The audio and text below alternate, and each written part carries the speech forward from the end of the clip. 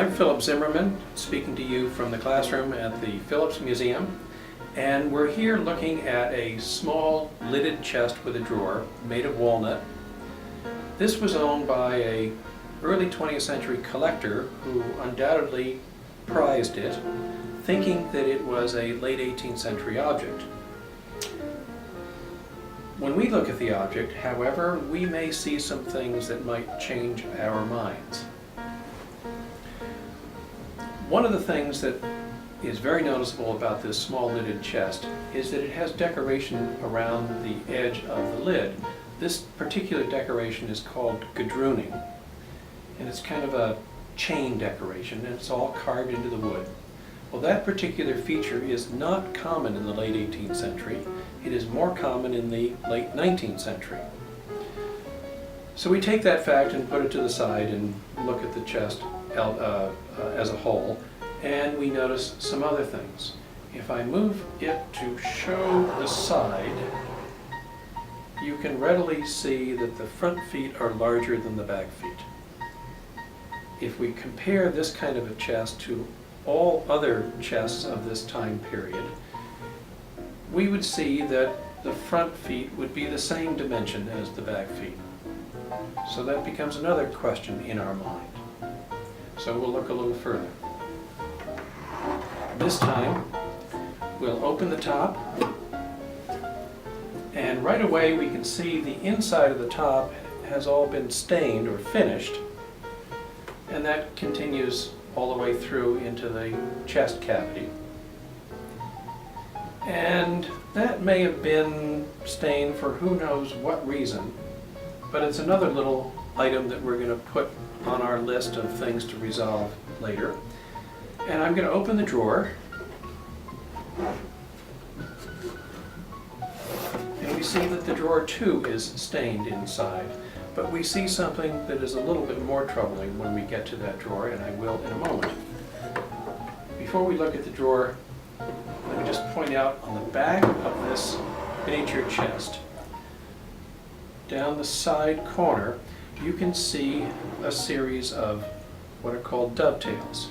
And the cutting of the wood, the cutting of the backboard, so that it creates these little dove tails, tails of the bird of a dove, is a kind of joint that allows the furniture maker to join the side to the back piece. And you can see each of these locks the hole in place. When we take that idea and compare it to what we see on the drawer sides, we see a troubling event, and that is we only see part of a dovetail. It doesn't have the upper pin, so that by cutting this dovetail, it would simply fall apart. Now there's a nail holding it in place, but the question is, why would a furniture maker in the late 18th century have laboriously cut a dovetail that didn't work? So when we start putting all of this information together, we begin to look at this miniature chest, lidded chest, not as a little gem, but as a big problem. One of the reasons that the maker of this may have added the stain to the inside surfaces is that I believe the maker at some point took an old drawer and cut it, simply cut it to a smaller size. And by doing that, he would have had an oxidized back surface and a fresh saw-cut top surface. He can disguise that saw-cut top surface by staining it. And obviously the same would go to the side surfaces and the top of the drawer front. Now the drawer front itself has got what's called a lip on the side, and you can see that the lip overhangs the side, and what that does is when the drawer is back in place, and I'll slide it back in place, it simply covers that seam. The question, however, is why is there no lip along the top, which is normal? And of course the reason there is no lip on the top is that I think this drawer was cut down from a larger size. Now that allows a faker to pass it off as being old because everything on the underside looks old the way an antique should look. And then of course everything on the newly altered top side is covered with stain.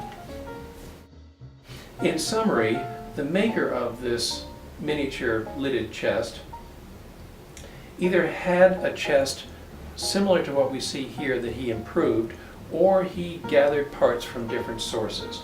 I don't know whether this drawer was cut down from a drawer that was original to this case. If you look carefully, you'll see a seam in the finish that suggests a piece of wood was laid in there. Perhaps that was the larger drawer. I don't know. But in any event, he assembled those parts. He got legs from another source and put the legs on. And of course, there are 2 pairs of legs rather than 4 legs.